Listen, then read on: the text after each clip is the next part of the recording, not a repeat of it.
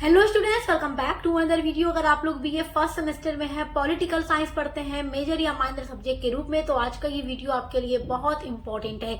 अगर आप new batch 2026-27 में एग्जाम देने वाले हैं तो, क्योंकि हर यूनिवर्सिटी में एग्जाम स्टार्ट हो चुका है और हम लगातार आप लोगों के हर एक सब्जेक्ट का most important question answer and model paper की वीडियोस लेकर के आ रहे हैं। तो आज की वीडियो में हम आपके BA first semester political science का वेरी इंपॉर्टेंट क्वेश्चन आंसर बताने वाले हैं, जो इस बार हर यूनिवर्सिटी के एग्जाम में आने वाला है।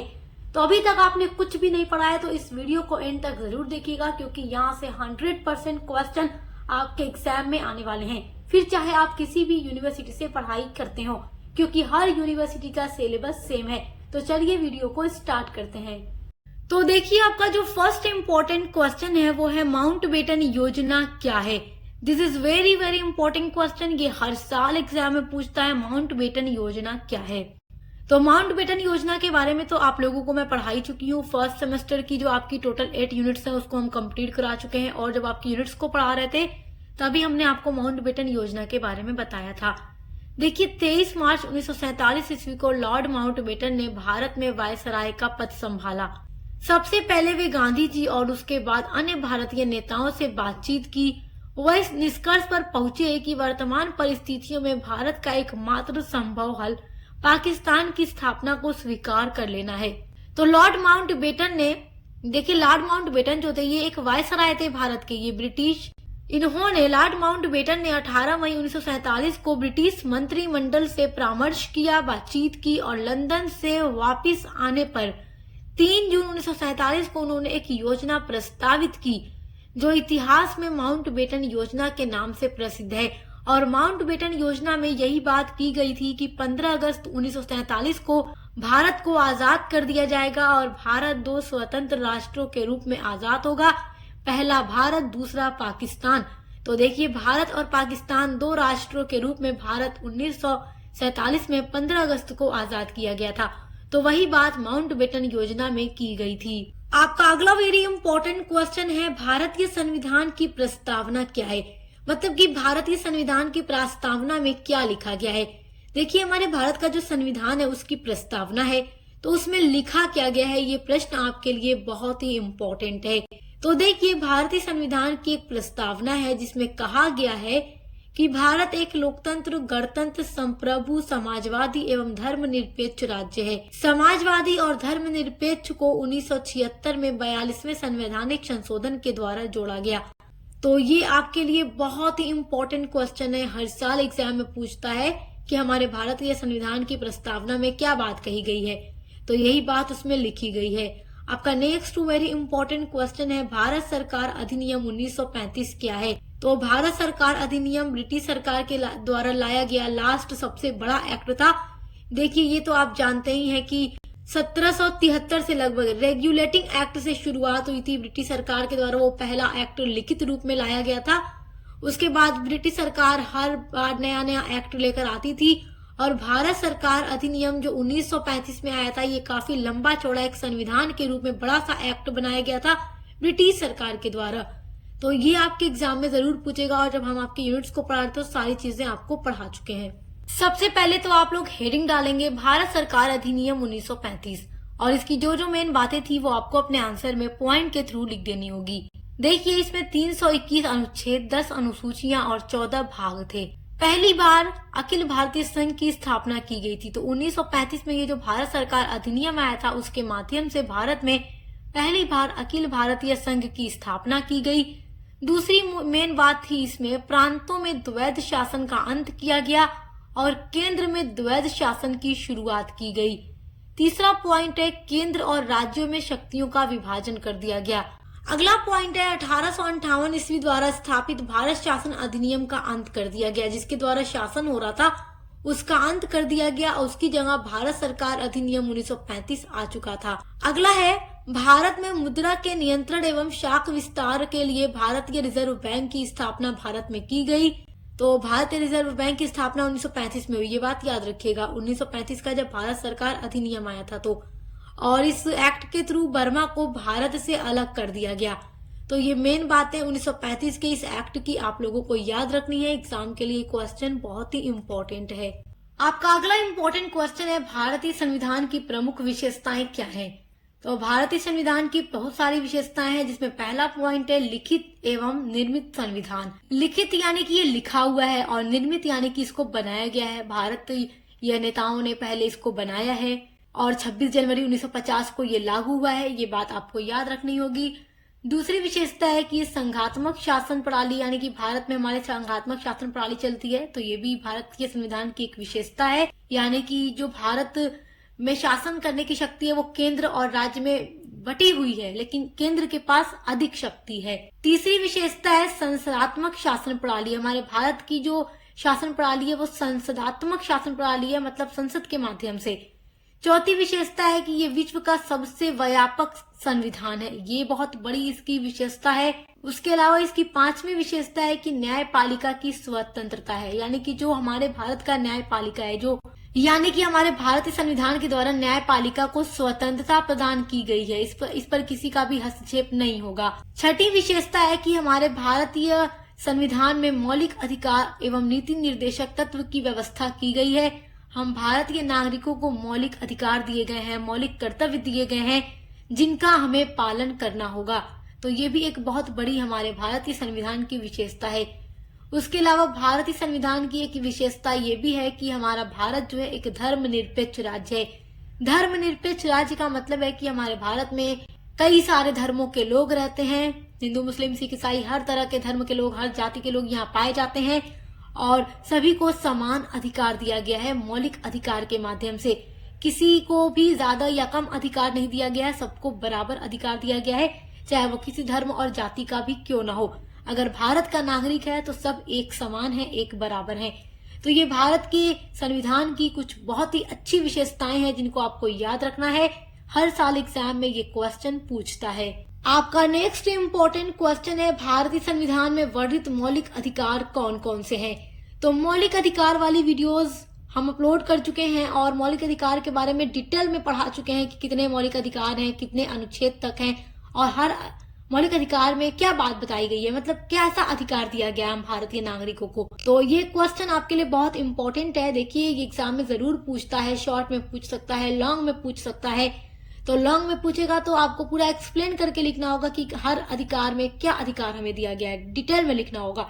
शॉर्ट में पूछेगा तो आप इस तरीके से लिख दीजिएगा, आपको नंबर मिल जाएगा। तो देखिए, भारतीय संविधान के भाग 3 में अनुच्छेद 12 से लेकर के 32 तक, यानी अनुच्छेद 12 से अनुच्छेद 32 तक हम भारतीय नागरिकों को 6 मौलिक अधिकार दिया गया है, जिसमें पहला मौलिक अधिकार है समानता का अधिकार, जो अनुच्छेद 14 से 18 तक बताया गया है। और इसमें क्या बताया गया कि हम भारत के नागरिक हैं तो सभी एक समान हैं, किसी भी धर्म के हो, जाति के हो, सबको भारतीय संविधान एक बराबर अधिकार देता है हर एक चीज करने की, चाहे कोई भी अपने धार्मिक त्योहारों, फेस्टिवलों, हर एक चीज को मनाने की, सब मतलब समान है।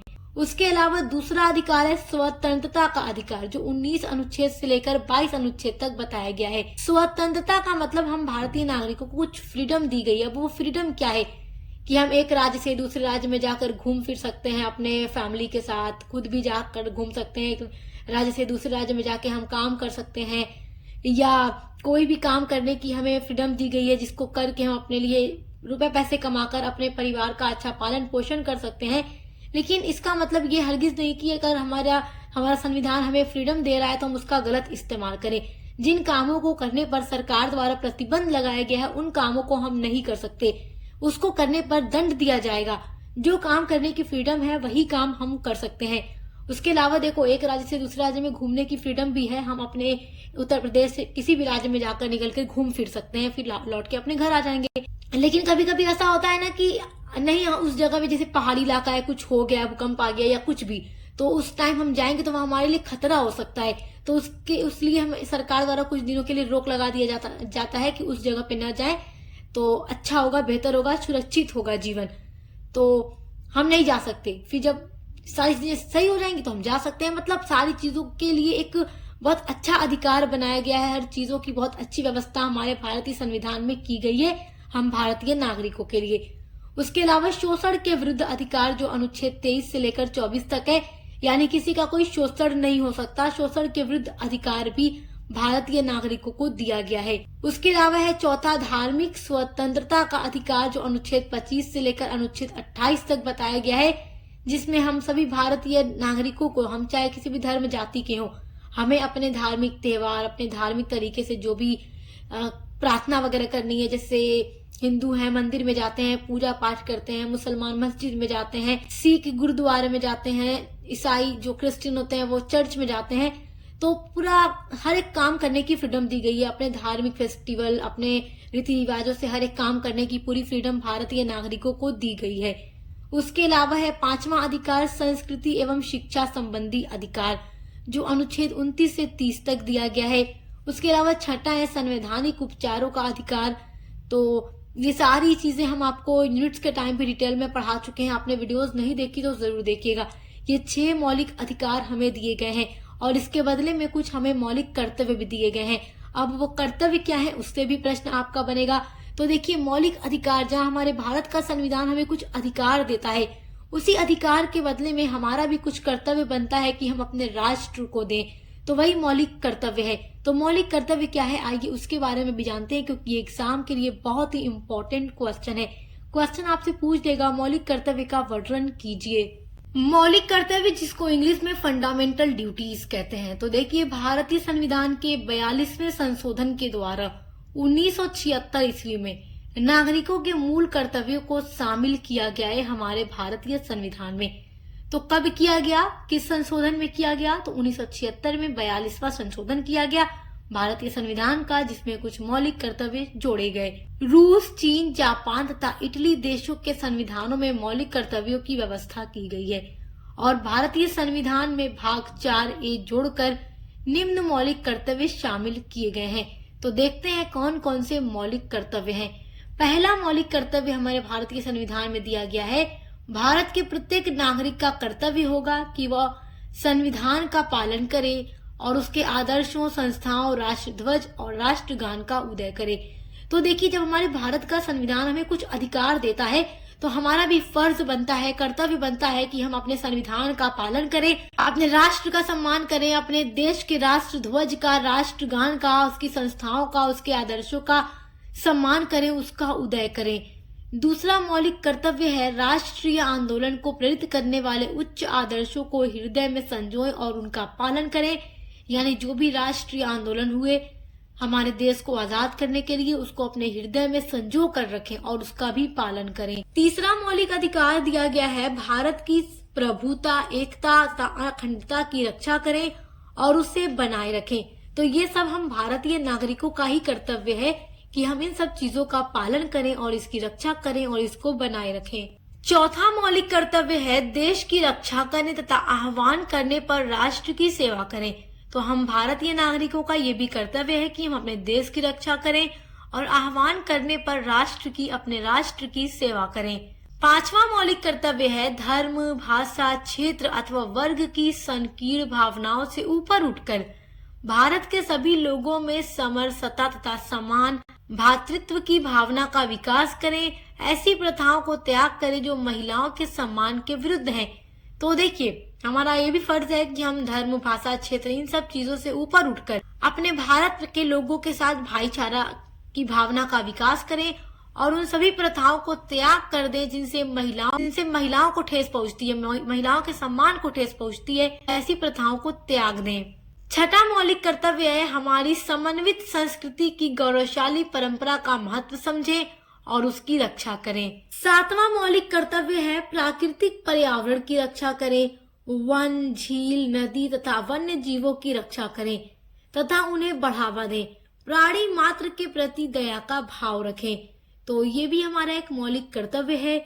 उसके अलावा आठवां मौलिक कर्तव्य जो हमारे भारतीय संविधान में दिया गया है, वो है वैज्ञानिक तथा मानववादी दृष्टिकोण अपनाकर सुधार की भावना का विकास करें।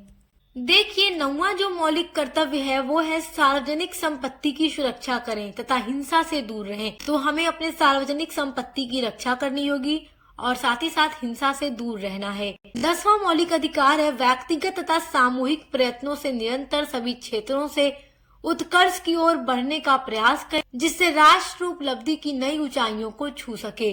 और 11वां मौलिक कर्तव्य है यदि माता पिता या संरक्षक हैं तो 6 वर्ष से लेकर 14 वर्ष तक की आयु वाले अपने यथास्थिति बालक या प्रतिपाल्य के लिए शिक्षा का अवसर प्रदान करें।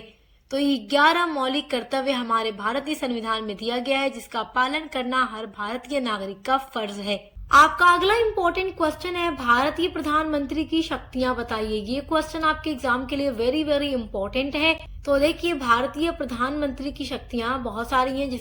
पहली शक्ति है मंत्री परिषद का निर्माण करना भी प्रधानमंत्री का ही काम है। और देखिए, हमारे भारत में जो सत्ता की पूरी शक्ति निहित होती है वो प्रधानमंत्री में ही निहित होती है, ये बात याद रखिएगा। दूसरी शक्ति है मंत्रियों के विभागों का वितरण एवं परिवर्तन करने का भी जो काम है वो कौन करेगा? प्रधानमंत्री करेंगे। तीसरा कार्य है मंत्री परिषद की बैठक की अध्यक्षता करना भी प्रधानमंत्री की ही शक्ति है। मंत्री परिषद की बैठक की अध्यक्षता भी प्रधानमंत्री ही करते हैं। और चौथी शक्ति है राष्ट्रपति और मंत्री परिषद के मध्य संपर्क की जो कड़ी है वो प्रधानमंत्री की ही शक्ति है। तो ये 4 बहुत ही इम्पोर्टेंट कार्य हैं प्रधानमंत्री के, जो इनकी कार्य या शक्तियां दोनों भी आप कह सकते हैं। चलिए नेक्स्ट इम्पोर्टेंट क्वेश्चन देखिए, गांधी जी द्वारा असहयोग आंदोलन क्यों प्रारंभ किया गया था? तो 3 महत्वपूर्ण कारण थे। अच्छा देखिए, असहयोग आंदोलन पर डिटेल में हमने वीडियो अपलोड कर दी है, तो आप हमारे चैनल पर सर्च करके देख सकते हैं। तो असहयोग आंदोलन गांधी जी ने 3 कारणों से शुरू किए थे। पहला था रॉलेट एक्ट, जो ब्रिटिश सरकार रॉलेट एक्ट लेकर आई थी। तो क्या था ये रॉलेट एक्ट, इसके बारे में पढ़ा चुके हैं। खिलाफत का प्रश्न था। उसके अलावा जलियांवाला हत्याकांड, जिसमें बहुत सारे भारतीय निहत्थे नागरिकों को मारा गया था।